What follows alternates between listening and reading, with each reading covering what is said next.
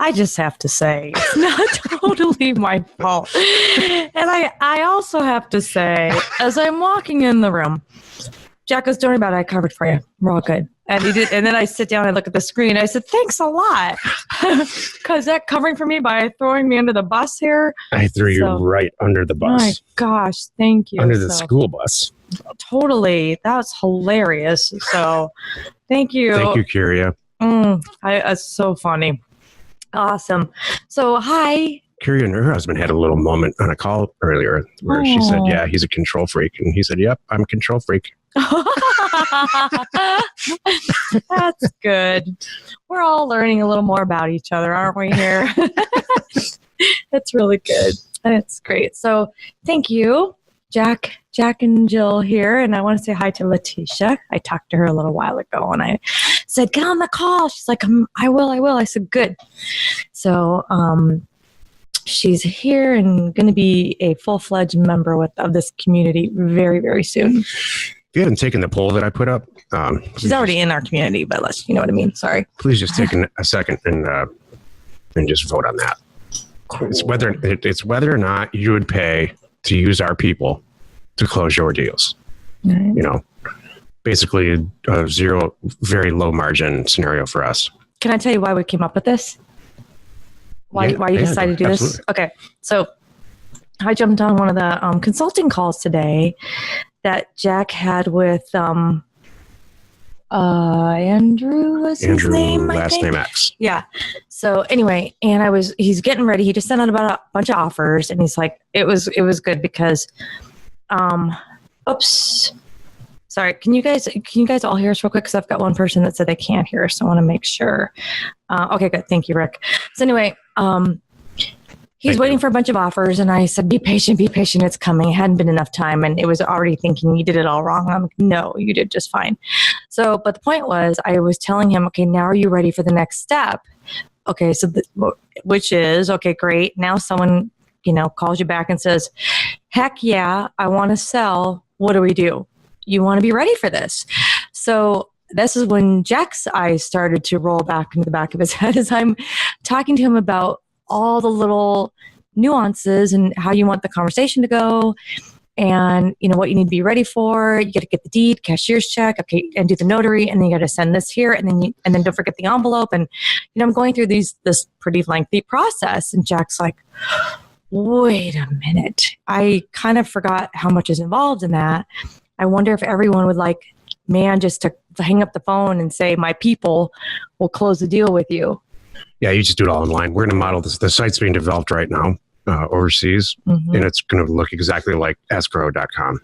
And because we don't have enough websites underway, right? But this should be actually pretty fast because it doesn't really do anything. There's a human behind it. So you just put the deal in the system, input it in the system, and we confirm with the seller that it's all going to happen, and we're going to collect the money from you and the whole thing. Jill doesn't even know about it yet, but the bottom line is we're gonna take care of it for you. That would be it. I mean, you really could say my people, which would be us. They'll be getting in touch with you later today and arrange all the transactions for you. The people that are going to do the deal might be on the call right now. I don't know. We should probably tell our staff. Oh, I'm looking around going, I don't know. I know they're actually probably hanging their heads in the office right now. You guys, I'm hiring 2 people. I am so busy. We just hired one for Jack, another person, and I'm hiring 2 more people right now. And I'm hiring 1 person too. So in addition, it's we're not messing around anymore. Jack and I've been as we all know, working on a lot of projects, and we're trying to do them perfectly. Oh, and as you all know, I'm going to apologize because we've had a few little IT hookups the last few days, or IT goof-ups, I should say, the last few days, but we're fixing them, and we appreciate you all and your patience. Yeah. So we're bringing in some more of the right people. We have a very understanding group, seriously. We do. So, because you know why? Because we always do the right thing. Right. And that's the thing. If we goof up, everybody here knows we goof up. We will say, oops, I'm sorry. I goofed, and we'll fix it and make it right. So right around 3:30 today, our time, I'm going to talk about risk-free urban land acquisitions and sales. And I'm going to walk through exactly how to do it, how we do it. Thank you. Thank you very much. Thank you for all the nice notes here too. I love them. All right, so here's our format. So we're going to jump in. I'll do Q&A now. We'll do Jack's middle part. And then do you have all the results? You want to wait and do the results from the survey in a few minutes? Virtually everybody is piped in, and only 2 people out of the whole group, out of everybody on the call, said that they wouldn't be interested in a service like that. So, and it just confirmed what I thought. Yeah. And it's just Trevor. He just said, oh, he said, hell yes. Heck yeah, exactly. So, all right. It's on our radar. Okay, so I'm going to, without more chatter, I'm going to dive into the questions here. Ready? Yeah. Okay. So I hope I don't slaughter your name. Ulhawk said, and I see your nice note, so thank you to us. Hi, team. Sorry to bother about this. This is never a bother. I sent over an email to Jack a few days ago about investing in a particular LA County area where there are land banking companies already investing. Would you say that the county would probably not be a good place to invest because of too much competition? Thanks. No. Oh, that's a good question. Because I can almost guarantee you that the land bank, I know exactly which company you're talking about, and I can almost guarantee you that they are not buying the properties properly.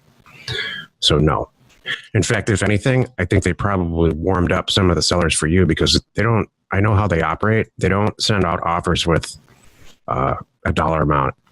Look, we can close your deal in a week kind of thing. Here's the money. Mm-hmm. So I would highly recommend that. They've just paved the way for you, in my opinion.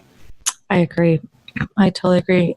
So to minimize risk, and we're going to talk about this at 3:30 in great detail, but I would not just mail that one area. We really need to, I want to plant the seed. Like here's the takeaway from the call today. Minimizing risk. Diversify where you're sending mail. Send it to multiple counties in multiple places. Don't just put your eggs all in one basket. Mm-hmm. And also I was going to add to that question. It's a good question, by the way. We just talked to somebody the other day who is a broker, who was a realtor, former realtor, let it expire, went back, did the whole thing, got a broker's license. And she sat there and said, yeah, nobody likes realtors. That's the first thing she said. She said, nobody likes realtors. And so I thought, I'm thinking of this situation to be like, if I have your offer and I have big monster firm, I'm going to talk to the little guy. I'm going to help somebody else, not the firm. You know what I mean? So there could be something there too. So good. All right. Ferron asks, can you talk more about the survey question? About your staff doing our deals for a flat fee. Sounds great. Heck yeah. Yeah, it's as simple as that. Our people know how to do the deals like in their sleep. So why not pimp them out, Oh, yikes. Oh, you just said that. Very great. Well, on that note, they will only close deals of real estate nature, by the way. Let me just clarify in case, so nobody go there. The name of the company is escrowperfect.com. And the site's being developed right now. We should release it pretty soon. It's real simple. I was bragging. Who was I talking to the other day? It's just something. It's amazing to me. And I think this group, well, they obviously get it. You guys are here for a reason. I see people spending all their money and all their energy on one itty bitty little app, and they show up on Shark Tank and they can't figure out why it doesn't go well. I'm like, well, you guys should have 12 apps and 6 different things, because then one of them's going to hit. It's like we tell everybody here too, don't just hit one little neighborhood and one little price point and one little product. Just throw a wide net. And you'll get something. Mm-hmm. So cool. Ferran, if I didn't answer that all the way, so yeah, they're telling me to loosen up about this pimping out deal. So yeah, if I didn't answer that all the way, Ferran, follow up with any specific questions that you have, and we'll happy to answer them. Rick asks, hello, Jack and Jill. I have a RealQuest data pool question. Cool. Awesome. I recently pulled data for a well-known northern Arizona county. I requested 5 to 40 acres and set the improvement value from 0 to 0. I like where you're going. I included all the criteria that Jack recommended in the training video, including SFR. but then we have to have an improvement percentage. Okay. About 80% of the data received had homes on the parcels. Huh. Those are improved parcels. Yeah. I sent an email to RealQuest to try to figure out why this happened. At this point, I'm out of money for the data request and I can't use most of it. I don't know why not. Any thoughts on what I might have done incorrectly with the data request? Yeah, Rick. So if you followed what I do in Chapter 5, the dreaded Chapter 5 in cash flow from land, it should not have returned it incorrectly. If it did, it's because the data from the county assessor is bad. But we've mailed the hell out of Northern Arizona over the years, and it's never happened to us. So without looking over your shoulder to see what happened, I don't know. There's too many variables to answer the question without seeing it. If you want to make a screenshot video and then throw it up on YouTube or send it to me through WeTransfer.com, I'll take a look at it for you. Yeah. I'm sure I can identify, if I watch you do it, I'm sure I can identify very quickly what the deal is. And there's probably some juice there. Just get creative with the data. If you already bought it, there's something you can do with it. That's what I'm thinking. Buy some houses. Yeah, exactly. Buy something that it's improved and nobody knows about it. You know? Yeah. Mm-hmm. So I'm interested to know if RealQuest, if they responded or if their customer service was helpful at all. Mm-hmm. I am cute too. If you can put it in the chat, that'd be great. So yeah. All right. Jacob asks, I pulled some records in RealQuest with the criteria that Jack says to use in the CFFL program, but I ran into a problem. Even though I had sorted for improvement 0 to 0, similar question here. Yeah. I got back a bunch of properties, with mobile homes and SFR houses on them. Is there any way in RealQuest to sort further to avoid this problem? Same thing. If you do a short video and maybe there's a RealQuest issue. Yeah, it could be. That we need to get with them, and then they'll take care of us. They always do. They're really good about it. So reach out to them. Maybe reach out to them, Jacob, and CC us. Or CC Jack. Is that okay? Yeah, sure. Is that all right? All right. And let us know what the response is so we can follow up too. Because we continue to be a healthy customer of theirs, and they want to keep us happy. Is that like we have a phone number that we can call and make anything happen with any of the CoreLogic products? Right. He's like the number 4 guy in the company, the number 3 guy. So yeah, we want to know. It's like calling the mafia. It's nice. I think this is better. Juan asked, "Hi guys, I sent my first 1,500 unit mailer exactly 1 month ago. After many hate calls, and people wanting retail prices, I finally received a call from a guy that wants to sell at the offer price, and we got off the phone a few minutes ago. This is great. The only thing is that the property is in his mother's name, who has passed away. He says he has a death certificate of it, and his property is passed down to him. I'm following. I was wondering if you guys could go into what we need to order and process these types of transactions correctly, or if we just look the other way. No, thanks again for all your help. Depends on the state and the situation. So, and if it's in a name of if it's in his mom's name, but there's a trust name involved, that would help you out. So there's a couple, depending on the state, there's a couple ways to do this. You want to jump in here? Or you want me? Why don't you tell the truth about what you would do here? I want you to tell everybody the real, honest truth what you do here. For real? All right, I have an idea. You did not hear it from us. Never mind, it's recorded. And on YouTube. All right, I'm not an attorney, clearly. I have an attorney, thank goodness. Let's just say it this way. I've heard of people doing what Jill's about to describe. And it's a very interesting. We're just going to share it with you. We don't have any personal experience with this. If you can do all your homework, and I mean get IDs from him, and we all know that's all legit. I want to make sure that I stress that. There's no more heirs. He's the only guy, or the sister's there too if she's an heir. I want to see a copy of Mom's will, by the way, showing that that he has all of that. Now, and here's my thing: if she recently passed away, and he's got a copy of Mom's ID, I would allow him signing it on his mom's name, but I want a copy of everything, man. I want a copy of his mom's ID. I want a copy of the will. I want a copy of the death certificate. I want a copy of his ID. I want all of that. And you really want to, and then there's a way I've heard of people doing this that they can get people to like you could do witnesses with notaries and things like that. That's what I'm saying. I'm trying to say you can get creative on this one. So people who have recently passed away can sign deeds if they have IDs. And if you have a person close to you who's a notary. Mm-hmm. Everyone should go get a notary at the end of this call. You should go get a notary and hopefully somebody who's not a relative should also become a notary. Right.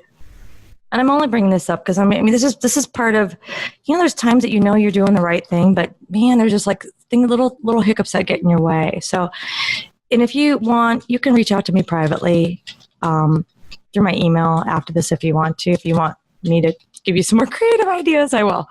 Is that cool? Yeah. All right. I hope that helps everybody. So good. All right. Josh asks, should I still use taxsalelist.com to research which markets have significant tax deed sales?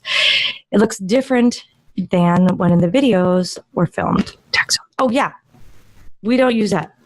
Do you want to show on our website what we use? Yeah. Good question, Josh. Because they did make some changes and we don't use them either in the way that we used to. But Jack put something on. He's going to show it here on the screen. On landacademy.com, on the right, like under resources, you'll see, it's resources, research. Back tax. Oh, you can see it on your screen. Yeah, back tax lists and then population maps. So we don't need to dig too deep into that, and we don't need to we don't have to pay for it. That's what I'm trying to say. You don't need to go so far as pay for their service or anything because we don't need that much information out of it. All you need is what Jack's pulling up on the screen, which is just kind of a rough idea, just to gauge how much property there is in that status in that county. Right. So there's like 25,000 lines of data in this table. So it takes a few seconds to load, but you can see here where the tax activity is over the years. Mm-hmm. Do you want to explain what a lot, when you see a high number and a low number for us, please, Jack? Yeah, so when you're starting out, this is only for when you're starting out. Somebody asked me recently, they were real concerned because they were going to send a mailer out to a county that has no real tax sale and or sales history. And if you're brand new, I don't recommend this at all. If you're pretty experienced and you can price stuff and you've got at least 10 deals under your belt, I would highly recommend it. That's the time after you got 10 deals under your belt till you start getting real creative about how you buy and sell property. You got the mechanics out of the way. Mm-hmm. So, when you're new, you should pick a county that's got some good tax sale data back on this. It's got historic tax sale data in this table. Well, because it's, as I say in the program, it's a good indication that there's going to be a lot of cheap properties in that, in that county. That's the only reason. Mm-hmm. Good. Okay. Thank you very much. You want to make sure that first mail you send out, you do a bunch of deals. Exactly. Tomas said, on that note, if you're sending 1,500 mailers at a time, how would you spread it? I would send them. Oh, somebody else asked me this today. Mm-hmm. I would absolutely, without discussion, send them all out at once. I talked to somebody, they're going to send 5,000 out, 5 or 10,000 units out. Mm-hmm. And they wanted to spread it out because they were worried about getting hammered, on the phone. My recommendation for them was join Pat Live now, and then eventually Joe Live when it comes out. And so you don't have to answer the phone because that's the real issue. But here's the thing. The reason that you don't want to spread out a mailer is because you want, at the end of the 30-day period or the 6-week period, you're going to be staring at 10 or 15 deals or however many it yields. And you don't want, if you spread it all out, maybe what if the best deal is the last one? I went to a car auction one time, and a classic car auction, and I wanted to buy one car, and I ended up buying 5. And the last one was the best. It was a 63 Stingray. And I kicked myself because I didn't want the other ones anyway. But I didn't know if I was going to get it. That's why you want to just send them all out at once. You want the opportunity to choose the best one first. Thomas is saying he's asking about the areas, not necessarily the time. So he's saying, so Tomas is asking. Oh, you absolutely emphatically want to send it to at least 3 separate markets.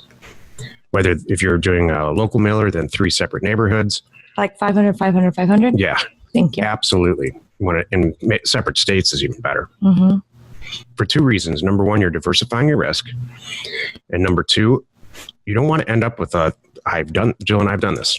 1,100 properties in one subdivision. Exactly. That's your website. Your website looks like this. You scroll down, it's the same thing, the same thing. They're real hard to sell. It takes you years. And you have a 2-pack, a 4-pack. So, yeah, you want to have a variety of stuff. So, good question. Thank you. Josh asks, what's a good resource for building my website? Who would you recommend right now? Oh, here's what you do with the website. If you really want to absolutely succeed and you're brand new, get somebody overseas on Design Crowd to do and choose 3 people. So you really depending on if it's just a regular website, like for what we're talking about, you don't need to, but go to Design Crowd and then post your thing and you'll find somebody who will work. I mean, it should cost maybe $200 to get a really good website done. Good. Thank you. Okay, Glenn? Yeah. Josh said, I've been wholesaling houses and land. Awesome. But I've only been closing deals with the title company. I don't understand how it works to buy property without paying off the taxes first. Oh, that's easy. Go ahead, Joe. The taxes this is good. With title companies and escrow companies, that's part of the way they do the process is the way they do it, that it's a clean transaction, that it's, prorated and all that good stuff. Prorated and up to so date. It's totally current. So the day you take ownership, you start fresh.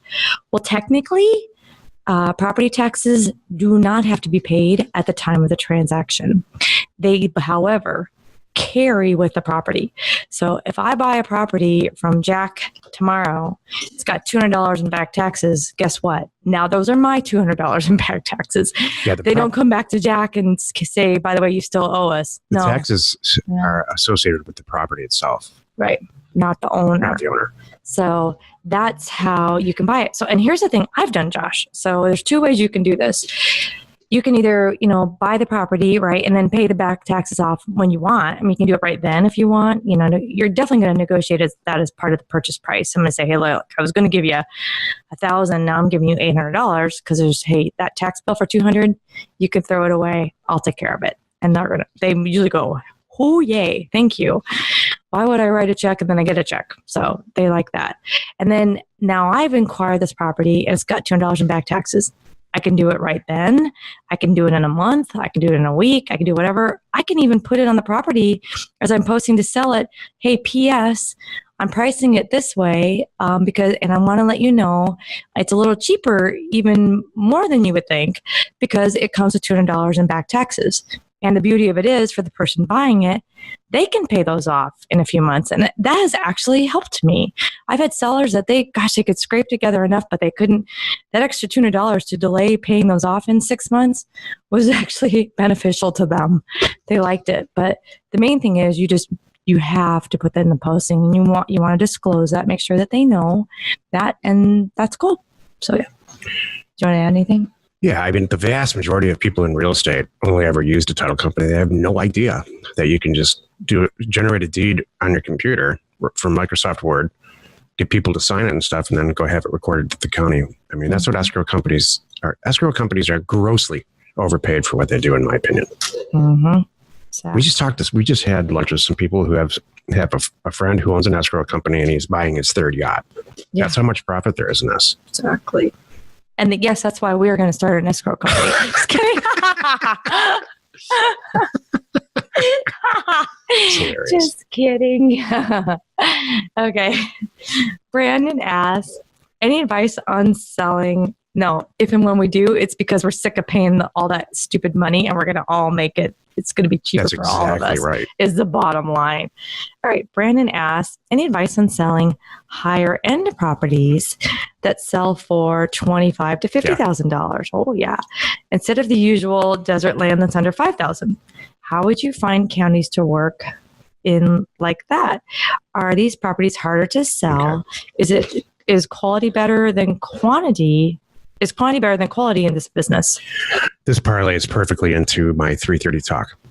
And it's 3:30. I know, it's really wild how that works. Yeah. To answer directly your questions, we have a tremendous amount of experience doing this. It is way more profitable. And the only reason that any of us would start out with this desert land or super inexpensive, cheap land is to practice. Well, after I just had this call, I just talked to Carrie and her husband about this exact topic. After you have a bunch of deals under your belt and you get it, and you've chosen this as some version of a career, it's time to move up in the world. And you need to have a conversation with yourself or with your spouse that goes something like this. I no longer will do a transaction under any circumstances where we make less than X. A good, comfortable number for me years ago was 10 grand. Now it's 100 for Joe and I. So if we do 10 deals, or, we make every 10 deals, we make $1 million. And it's no work at all. In fact, it's no work at all for us because we've got a staff doing it. So you need to have that conversation after you've practiced a little bit with yourself. $10,000, making the move to 10,000 is real easy. And you buy property for $25,000 or $30,000 and you sell it for $45,000. And you got to make sure that it's a $100,000 property. And this is what you do. So where do you find these properties?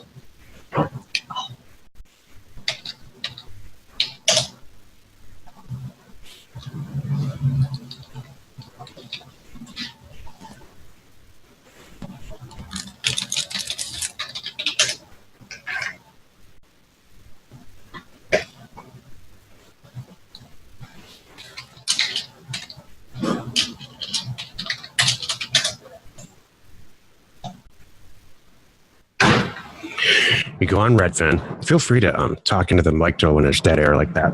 Oh. She's just sitting around. She's just looking around like a little kid. I was totally just looking at the ceiling, daydreaming. I'm just like sitting back, relaxing. Oh, take your time, Jack. We're all good here. We're cool. Next time, we just give us little notes. We could all run and get some water or something. If we just kidding. So go into Redfin and get yourself a free account and go to filters and turn all the malarkey off except land.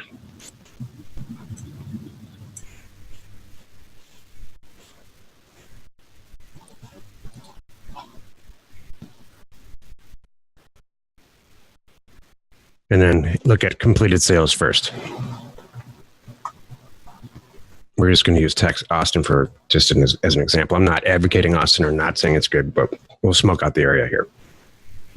So we can see there's a lot of completed sales. That's good. You can also see days on market over here.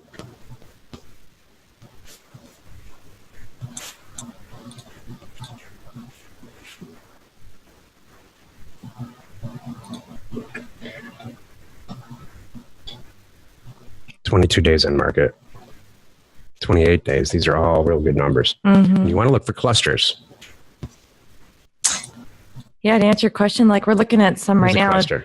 Like 3 days on, you had one there. You had a few that were up there that were just land. Right now we're getting some that are not land that I'm looking at. See those homes? Yeah. I want to just get the land ones, but you had some good ones. It's not me. It's the data was input wrong. Okay. So you can see here that these properties are selling for like 70, 23, 38, If you sent an offer to everybody here for 10 grand, I think somebody's going to sign it and send it back. Mm-hmm. There's a lot of people. See, here's the whole thing. People don't get real excited about $1,500. They get really excited about $10, $20, $30, $40,000. All right. For some people, it changes their life a little bit, mm-hmm. especially if it's just property they forgot about. So to answer your question, Brandon, are they easier to do? Yes. The deals are much easier to do for a bunch of reasons. One I just said. People get real excited about getting a $40,000 check mm-hmm. versus a $1,500 check. Also, you need to do these deals with a title company. So that takes all the work out of it for you mm-hmm. because title's closing it. And you need to do a lot less transactions. On the flip side, and the flip side is true, people, investors and people who have real estate in the area already, and those are easy to find because you already have the data in the area. You sent mailers to them. And you're going to look at that data and you're going to see the people who are going to buy that property already own property there. And if they own like 20 or 30 or 40 pieces of property in a little market, chances are they're going to want more and they have the money to buy it. Usually people don't finance land, so they've got a bunch of cash. And they get really excited about buying property way cheaper than they already, if they have 5 properties in the area and you're selling them a 6th one for cheaper than they paid for the 5 properties, they're going to get darn excited about that. So now you got an excited seller and an excited buyer, and you marked it up 10 grand. You want to make $100,000? You do have to do 1 deal a month. For this group, that's silly. Mm-hmm. We have people in this group that are doing multiple deals a day. So it's like Jill says with airplanes, the bigger they are, the easier they are to fly. It's true. There's more stuff it can do. So it's the same thing with real estate deals. Cool. So you got to look for clusters. Good question. Good. Can I go on? Yeah. Do you want to talk more about is this your mid? This is it. Okay. That's perfect. Awesome. All right. Ulhak asks, I know members have tools like RealQuest available to them. Because I'm not a member yet, please correct me if I'm wrong, but doesn't my firstamerican.com provide the same data? It's free. It's a free membership and allows 5,000 exports per week. So if it's the same, if it's First American used to own CoreLogic, aka RealQuest, they spun off. So what you probably have is a version, a very condensed, simplified version. I'll check into this because this is the first time I've ever heard of that, and I was unaware of that, and I'll figure it out. I'll find out. Yeah. So I'm not sure. So yeah, are you going to check that out? We'll find out more. Yeah. But here's the main reason we only use this particular product that they offer. We don't use the list source or the whatever, the things that are designed for realtors or designed for other people. We only want the top level with every last little parameter because we get so detailed. Yeah. Like one of the main things is the 0% improvement. We couldn't find that on any other data source over the years. RealQuest was the only one that we could go do that because that's a big deal for what we're trying to do. I don't want to send out a bunch of offers and waste a lot of money, so that's why. Are you looking it up right now? Jack's looking it up. I'll during the next. I'm making a note here. I will address this next week. Next week? Yeah, next Thursday. Okay, cool. We'll get the answer. Okay, cool. All right. So he's looking up right now, and it's on his radar. So we'll make sure and see. All right. Josh asks, when I've done other wholesale deals with a title company before, they find IRS liens, et cetera, that are not somehow tied to the seller's assets. How do I find this information and how do I deal with it when I'm not using a title company? Excellent question. First American just released within RealQuest Pro, not First American, CoreLogic just released a lien report, and you can find that out. Like last week, and it's part of everything that you already pay for. So they charge you for the report, and I haven't pulled one yet, but it will. Medical liens, IRS liens, mechanics liens, all that stuff. It'll show those. Cool. Here's the thing about CoreLogic. They're the best in the business, right? I mean, I don't ever think about, is this data correct or is it not correct? That's why we use it. So it's true. If you're making this much money, we make millions of dollars a year doing this for the amount of money that it costs to get the right data and do it right. I'm just not trying to. There's a lot of things to cut corners on. Yeah. But data's not one of them. Exactly. Cool. Veron asked, I think we're thinking of retitling our business and calling it "We Buy Land from Dead People." Seems that's nearly 60% of our business. Oh, that's hilarious. That does happen. That's not stupid. It's not. I'm not joking. That's not that is not a bad SEO scenario there. Well, let me back up because what we were talking about earlier with, who was it earlier? Was it Rick? Or Rod? Juan. Thank you. Juan, who had the dead mom. These things do come up. once you figure it out, by the way, the best way is always, of course, do it the legal way. And I thank you for, who was it, Rod, who added in some stuff in here. Because there's often easy ways to do this with all the paperwork and get it done. Yeah, maybe they have to go through probate. Maybe they already have done some stuff. I don't know. You got to ask the questions and find out. But that is the right way. But once you figure this out, by the way, in that state, and you know how to do this, you're going to be like, bring it. You know, you will be the pro. And all the people that, you know, or anybody else that they talk to that said, I can't help you. Oh, you know what? Have a nice day. I'm not even going to talk to you. You know how to do it. So there was a time that I'm with you, Fern, and I felt like that's all I was doing too, because I wasn't afraid of those transactions because I know what to do. I would say, okay, now I need X, I need Y. Okay, we can do this. Okay, and who can do that? Okay, great, done. Perfect. You know, so that's not crazy. We had somebody else doing that in another state that was really getting into some tricky but similar situations. They're like, okay, we're just going to take all these on because we got this. So there you go. Exactly.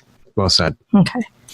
Per month, I don't remember what that was related to. Woolhawk.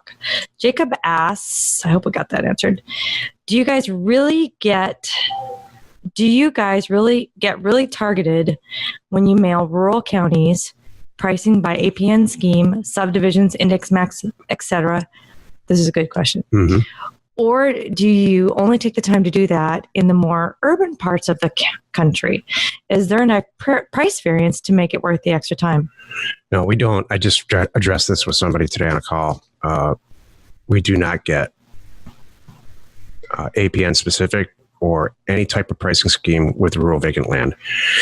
When we do it, the Santa Barbara ranches and some other stuff, we get extremely specific. And in fact, it takes me probably, 3 full days, 3 8-hour days before we send a mail out.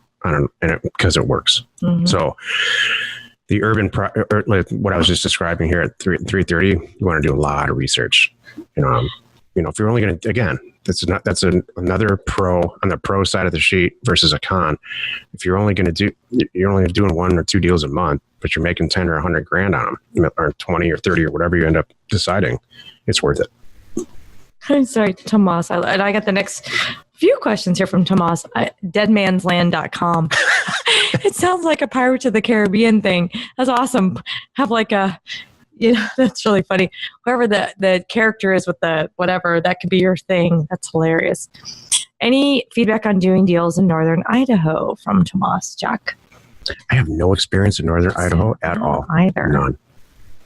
I heard it's pretty, but I haven't. If anybody's got something, that might be a good thread to start. This would be fun chat stuff to put in landinvestors.com mm-hmm. and reach out to the rest of the group and see. That would be cool.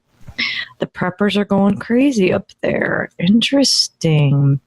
Tomas said, how would you choose counties using those maps that Jack was showing? The greener ones or the red ones?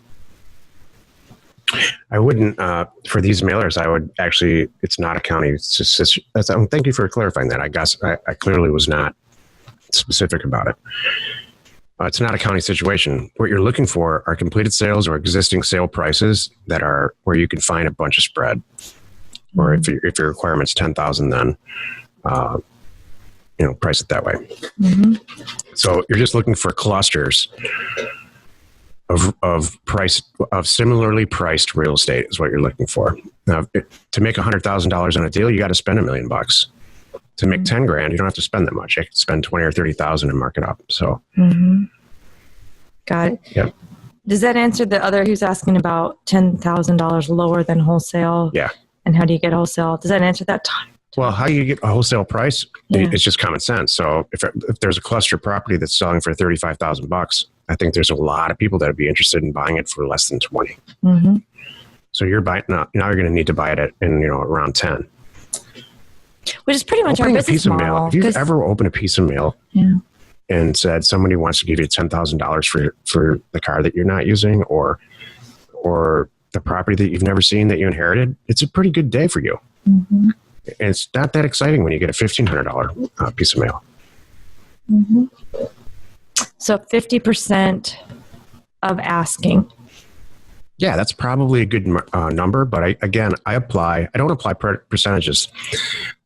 You should apply percentages and get used to with the first 10 deals that you're going to do. After that, you get what, you get the knack. I don't know. Do people say that anymore? What's that? You just get a knack.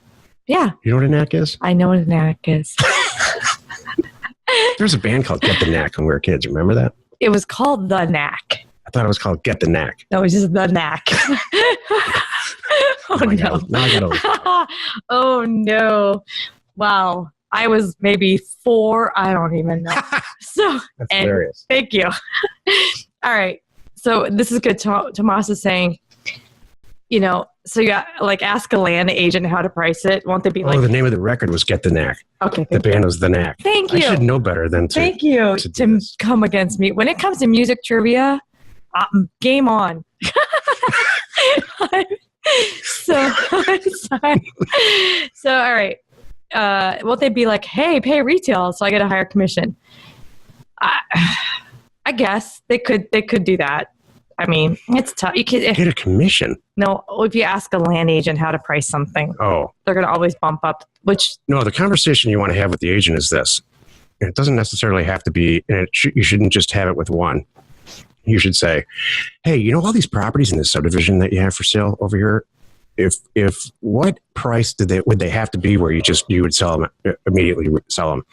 And they would say, oh, geez, if it was $28,000, these properties would be all gone. So you want to go in and have back into it that way. Mm-hmm. That's the conversation you want to have.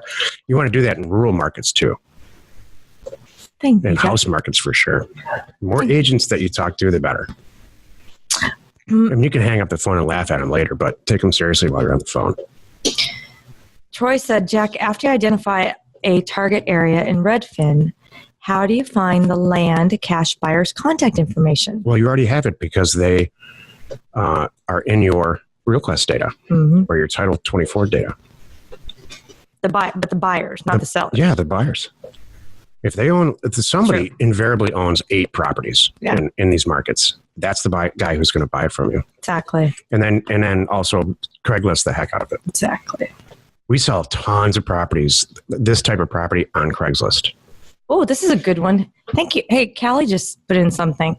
I recently asked a few land agents, give me the sold in 5 days price. Yeah, that's it. And I'll price it $10,000 less than that. That's it. Brilliant.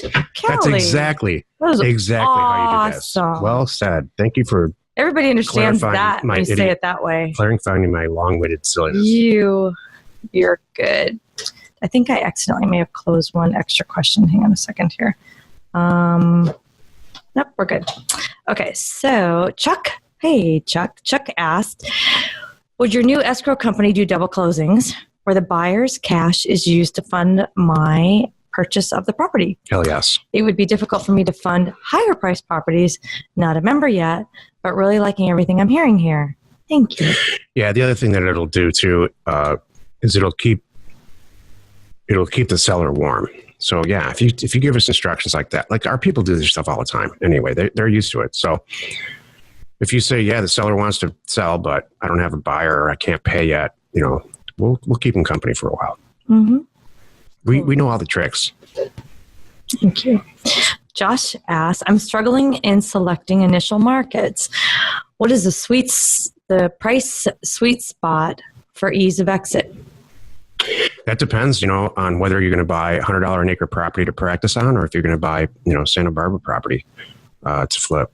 It's impossible to answer that. But I always start with the number down here that we're talking about. How much money do I want to make on the deal? And then that really affects where I send mail out. Mm-hmm. Love it. Oh, you're welcome, Chuck. All right, how do we do that? Oh, Luke's not here. Just kidding.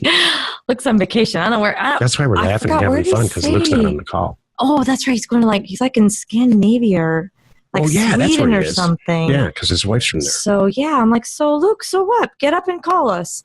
So we'll talk to him. I don't know if he'll even be back next week. I'm gonna have to hustle for me to be back next week, by the way, because I'm gonna be in Santa Barbara next week. So okay, Dave asks, how are we gonna do that?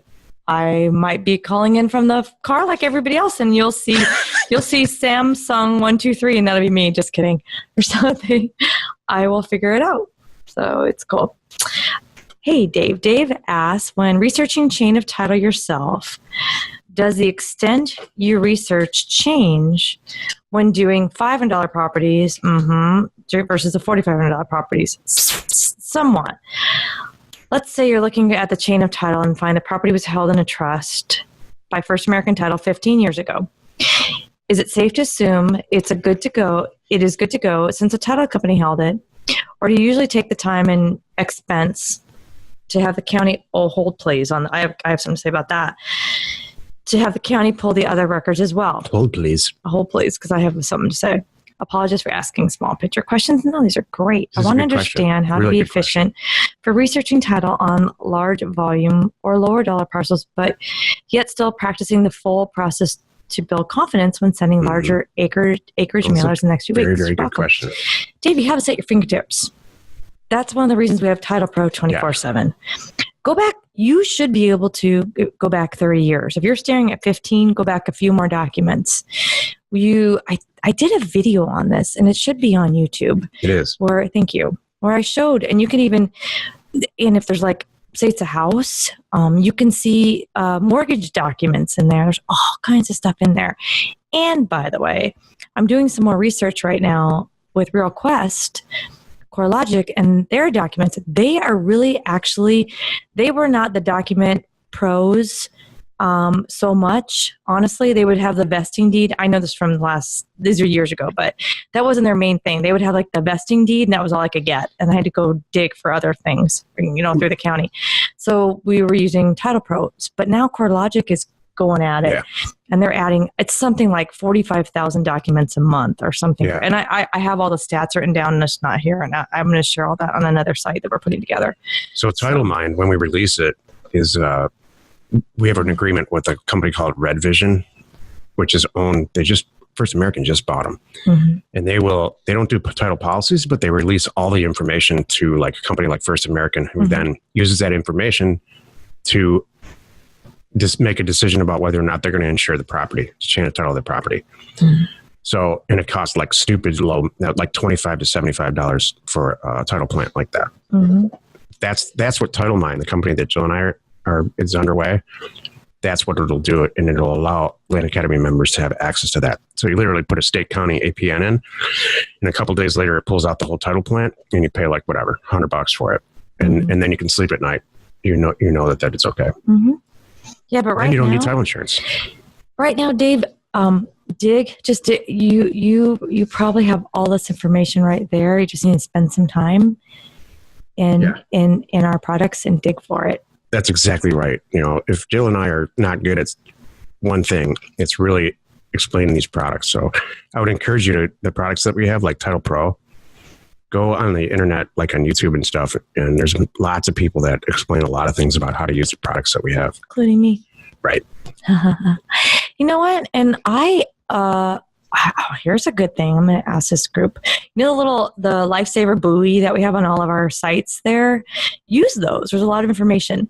If there's something in there that you could really use, ask the question, because what happens is it does get to me. That's where I come up with these videos to make. And I'm preparing to start making a lot more too, by the way, and with our team and get some more information out to you guys, because I think visual as well as hearing it and reading it, having it all there. So if you're not sure how to search for it in our products, put the question in there and give me a week. And if I get it, if it's a good one, I'll make it anyway. But if I get several of the people, it'll get made. So this is what we want to do. So thank you. How about TitleMind plus escrow service product combo? Oh, yes, Callie. Absolutely. You know exactly where we're going. The bottom line is it all needs to be cheaper. We're all paying too much when we do this kind of stuff. We don't need to pay that much. When we're done with all these products, and the platinum level membership of Land Investors will essentially, you will have to do no work. You will essentially you will decide where to send mail. And then after that, and then you'll collect the money at the end. That's what the whole goal to this is. And it should be done by the end of 2018. Awesome. Kevin asked, I'm closing on a wooded lake property for $7,500 purchase price using a title company. I asked them for title insurance. Total cost is about $850. When I asked if the title work or insurance would pass through to my buyer, they told me they could discount it by 20% on the next transaction. How do I best use this information when marketing this property? Yeah, so you should, this is a fantastic, Kevin, thank you. This is a fantastic point, and I don't think I've brought it up since we started Land Academy. On all of these deals that you're going to sell the property, tell the insurance the title escrow company that to keep it open.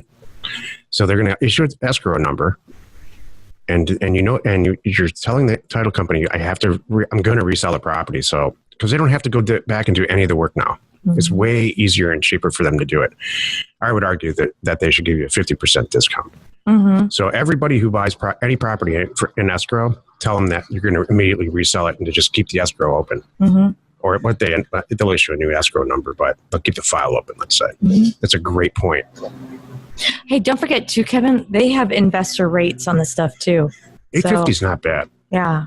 They if you ask, they often will have rates for us. So good question. Chuck says, just had a bitter lesson that may benefit your listeners. In my first mailing, I got an accepted offer on a commercial lot in a city in Tennessee. After I had an interested buyer, I discovered that the seller had purchased a property at a tax sale. In Tennessee, it is not possible to get a title policy underwritten until 10 years have passed, even though the redemption period has passed. Buyer disappeared. Yeah, I mean, I have to take issue with the not possible thing. It is possible. You just have to go out of the state and find a company that specializes in tax defaulted property, which is exactly what Title IX will do, by the way. So we will solve that. But there's companies out there, title insurance companies that specialize in insuring tax property. Awesome. Well, this is good. These are solid questions today. Like, wow. Whew. I think do we have any last ones? A little bit before 4, and I have to go do another interview here in a half hour, so it's perfect for me. But does anybody have anything else you want to run by us really quick? So, or anything else they think our new escrow that Jack's going to pimp out is going to do? Jeez, it's hilarious. You're funny. Yeah, we'll get that launched here soon. Yeah. That's an easy website to do. He wants to know, this says, maybe it's not dead. What's the next step? Find somebody out of state. Yeah, so no, I don't think it's dead at all. If it's a smoking deal, you should buy it and just sell it. The people on LandWatch and Land & Farm, they don't care. Mm-hmm. So the next step is to go onto Google and find go to sourceoftitle.com. Everybody should write that down and remember it. And become a member. And it's a collection of it's a little micro association for independent title companies like mom and pop shops, not Pioneer, not First American. And they can solve all these problems. We've done deals with some of these people in there for $200. They'll do the whole deal. So sourceoftitle.com is a great resource for these asset types. And I'm extremely confident, Chuck, that they're going to know somebody that'll title insure a tax defaulted property. People in the industry know, and you should know this, listeners, that tax defaulted property is some of the safest property you can buy from a chain of title standpoint, because they went through the whole judicial foreclosure process as required by law. Mm-hmm. When a county takes a property back, they are held to the same statutory process that we are if we foreclose on a tax lien. Mm-hmm. And so, which includes contacting everybody a million times, putting it in the newspaper, whatever they require. X years. And so if nobody comes forward and claims a property, there's a damn good chance they never will. Mm-hmm. If it's a skyscraper, that's a different story. You don't want to horse around with that. But if it's a $7,000 piece of dirt in Tennessee and everybody's dead, it's going to be fine. Mm-hmm. Thank you. Mm-hmm. Thank you very much. All right. I think that's it. 4:01. I know. I feel weird about it. I'm going to be on time. No, this is good. This is strange. Good. This is good. Hey, fingers crossed, everyone. I think this girl has a lot of potential. Seriously, I'm serious. It's like dating. Right? It feels like that. She aced all my tests. I put her through a phone thing, and then I put her through a test online, and now we're going to meet in person. She works for a top escrow agent, by the way. The best employees I've ever had were former escrow agents. Yeah. That's why I'm actually going to this interview with you. Yes, you are. This could be really, really, really good. Thanks very much. We will be here the next exact same time next week. Happy acquisitions. Take care. Bye.